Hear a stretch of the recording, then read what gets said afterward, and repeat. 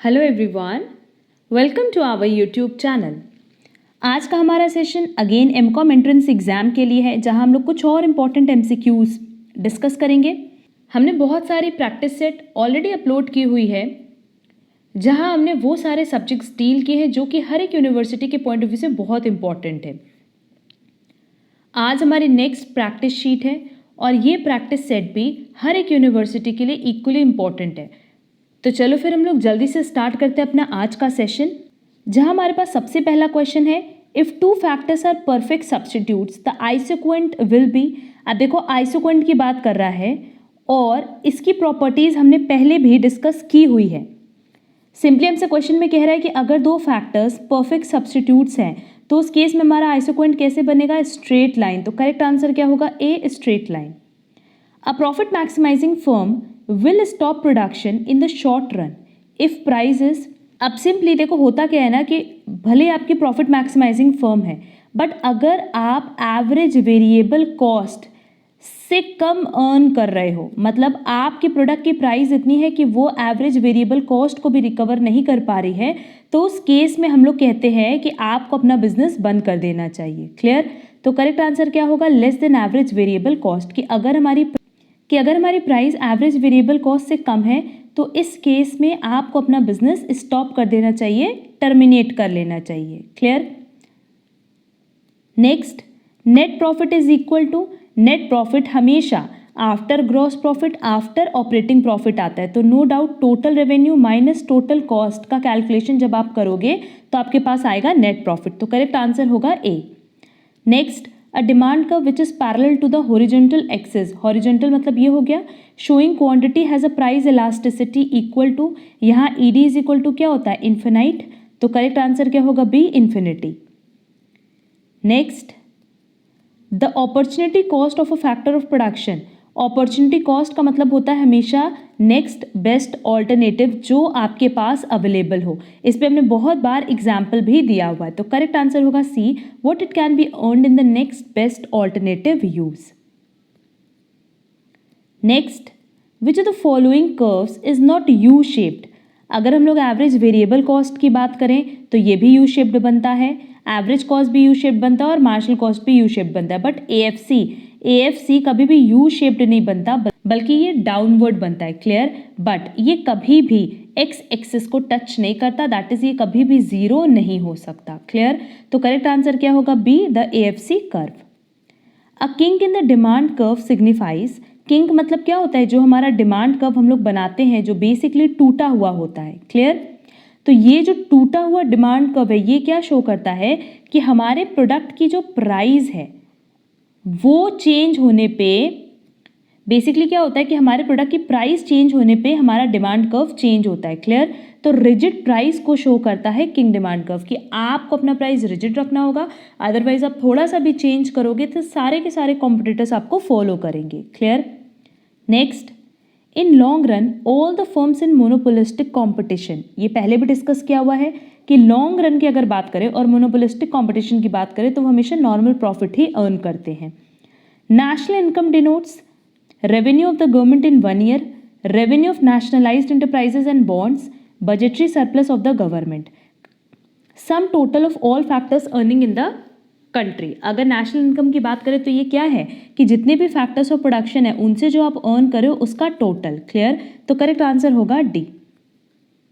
Next, the major purpose of price index is to measure change in the, price index की बात कर रहा है standard of living, gold content of money, capacity of produce. Correct answer क्या होगा, buying power of money, क्योंकि price index यही show करता है कि आपकी buying power, that is customer की बाइंग पावर कितनी है। Next, which of the following is included in the calculation of personal income but not national income.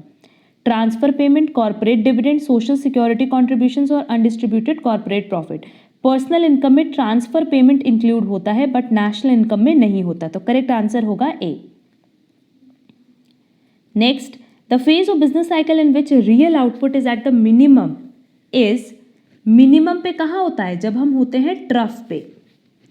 Next, the demand pull inflation is caused by an increase in, demand pull inflation किसकी वजह से होता है? Consumer के spending से, मतलब consumer जो खर्च कर रहा है उससे। क्लियर? तो करेक्ट आंसर होगा D, the level of consumer spending.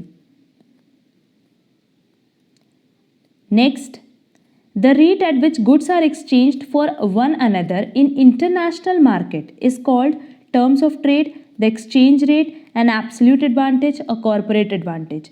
इसका करेक्ट आंसर होगा A, terms of trade. Clear? उस रेट को हम लोग क्या कहते हैं? Terms of trade. Next, the difference between current account balance and capital account balance is, basically current account balance and capital account balance, या हम कह सकते हैं current account and capital account किसका पार्ट है? बैलेंस ऑफ पेमेंट का। Clear? और इनका डिफरेंस कभी भी ट्रेड बैलेंस और ट्रेड डेफिसिट नहीं आ सकता, बल्कि हम लोग उसको नाम क्या देते हैं? Statistical discrepancies. Next, the supply of money in economics mean, supply of money मतलब सिंपली कि कितना गुड्स सप्लायर या प्रोड्यूसर ऑफर करें किसी पर्टिकुलर पॉइंट ऑफ टाइम पे। तो करेक्ट आंसर होगा D, quantity of the good offer for sale at a particular price per unit of time. Which one of the following is called as a Gossen second law, ये भी पहले discuss किया हुआ है। Correct answer होगा law of equi marginal utility. Next, gross domestic product that is GDP is the monetary value of goods for the market and for self consumption all final goods and services produced in a year. अगर gross domestic product की बात करें तो इसका मतलब तो यही होता है ना कि जो भी गुड्स एंड सर्विसेज हमने ड्यूरिंग द ईयर बनाया है।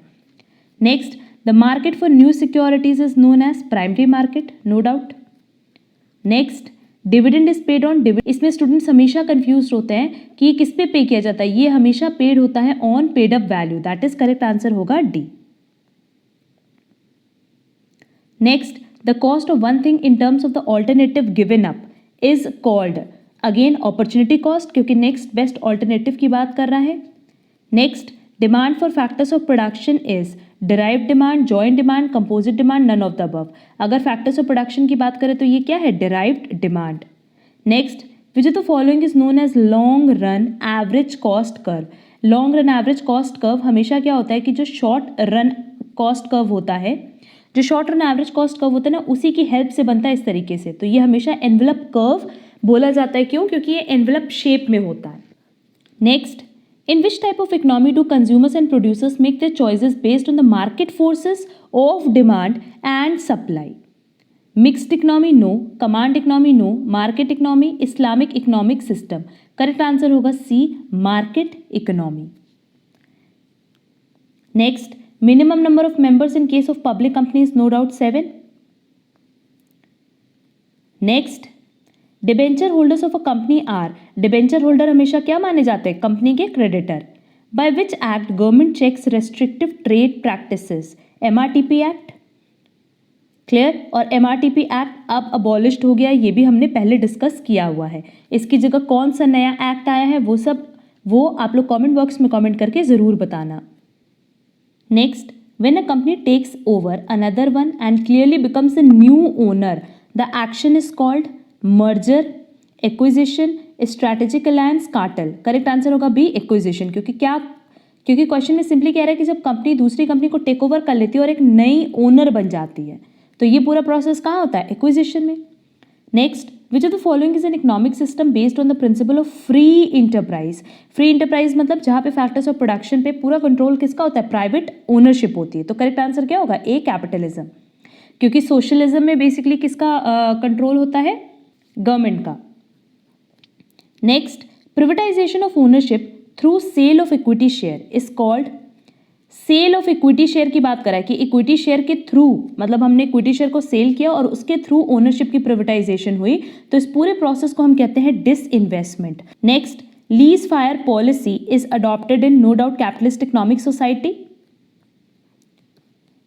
क्योंकि बेसिकली लीज फायर पॉलिसी मतलब क्या होता है कि कंज्यूमर को ही हम किंग मानते हैं, वो जो बोलेगा वो हम बना करके बेचने को रेडी होते हैं। क्लियर?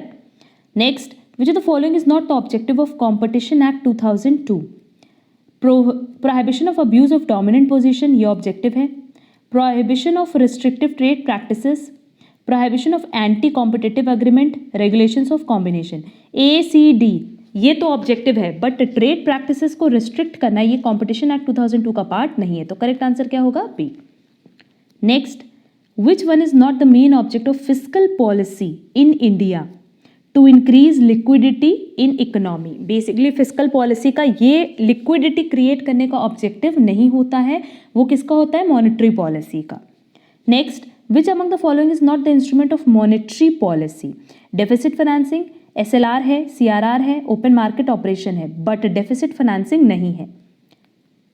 नेक्स्ट देखो, ये क्वेश्चन यहाँ पूछ ही लिया कि the MRTP act of 1969 was abolished in 2002।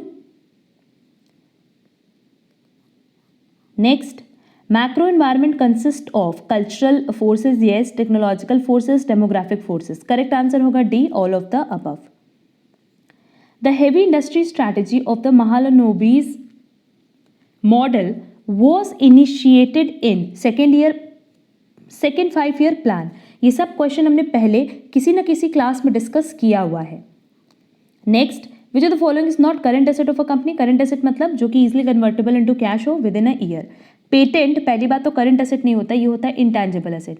Bill receivable है, कैशेबल सिक्योरिटी है, प्रीपेड एक्सपेंसेस भी है। तो करेक्ट आंसर क्या होगा, ए।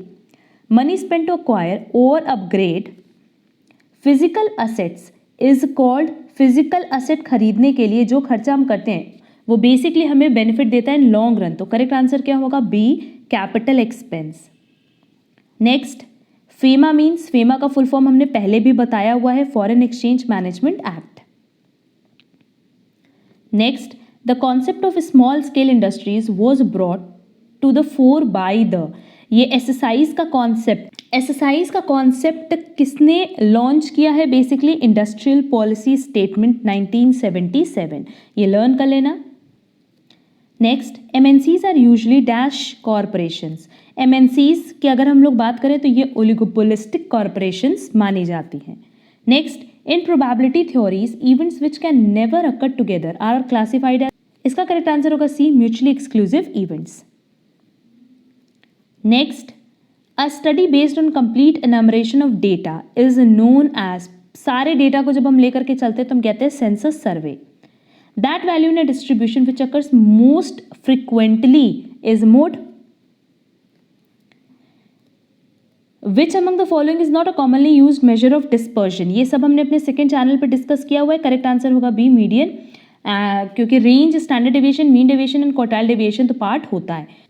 हमारा सेकंड चैनल है CA काजल डेरोलिया, जहाँ पे हमने स्टैटिस्टिक्स की बहुत सारी क्लास अपलोड की हुई है, बहुत सारे MCQs अपलोड किए हुए हैं। और अभी तक जितने भी यूनिवर्सिटीज़ के क्वेश्चन पेपर बने हैं, हर एक यूनिवर्सिटी के पेपर में जो स्टैटिस्टिक्स से रिलेटेड क्वेश्चन आए हैं वो सारे के सारे क्वेश्चन हमने पहले ही अपलोड किए हुए थे अपने चैनल पर। Next, which of the following is use to compare the consistency of 2 or more set of data. Coefficient of variation, coefficient of correlation, coefficient of kurtosis और स्क्यूनेस। करेक्ट आंसर होगा ए, coefficient of variation. ये भी हमने class में discuss किया हुआ है। Next, which of the following is the best measure of dispersion. Standard deviation. Which of the following variables are discrete. Discrete की बात कर रहा है। Speed of a car, the amount of water in a tank, number of trees in a plot, the time one has to wait for a bus to arrive. Correct answer होगा C, number of trees in a plot. बहुत ही easily हम इसको discrete 1 2 3 4 में, that is x के साथ frequency इसकी हम allot कर सकते हैं। है ना महाराज। का लास्ट क्वेश्चन है, which statistical measure helps in measuring the purchasing power of money. Arithmetic average, index number, harmonic mean और टाइम सीरीज। करेक्ट आंसर होगा B, index number. Purchasing power of money की बात करें, बेसिकली मनी से related जब हम बात करते हैं तो हम लोग किसकी बात करते हैं, इंडेक्स नंबर की। इसमें से मैक्सिमम क्वेश्चंस ऐसे थे जो हमने किसी न किसी क्वेश्चन पेपर में डिस्कस किया हुआ था। एंड स्टैटिस्टिक्स के सारे क्वेश्चंस हमारे सेकंड चैनल पे अपलोडेड है। वहाँ भी कोरिलेशन और रिग्रेशन हमें अपलोड करना है, बहुत जल्दी हम अपलोड करेंगे वो बट अभी तक जितनी भी क्लासेस हमने अपलोड की हैं वो बहुत इंपॉर्टेंट है एग्जाम पॉइंट ऑफ व्यू से। अगर आपको आज के सेशन में कहीं पे भी कोई प्रॉब्लम होगी, किसी भी क्वेश्चन में अगर कोई प्रॉब्लम होगी तो आप कमेंट बॉक्स में कमेंट करके पूछ सकते हैं। एंड ये सारे question exam point of view से बहुत रेलेवेंट है, तो आप अच्छे से इसकी प्रिपरेशन करके जाना। उम्मीद करते हैं आपको आज की क्लास पसंद आई होगी। अगर प्रॉपरली आपको क्लास समझ आई है तो वीडियो को लाइक, कमेंट और शेयर ज़रूर करिएगा। हम लोग मिलेंगे हमारी नेक्स्ट क्लास में। आज के लिए बस इतना। Thank you so much.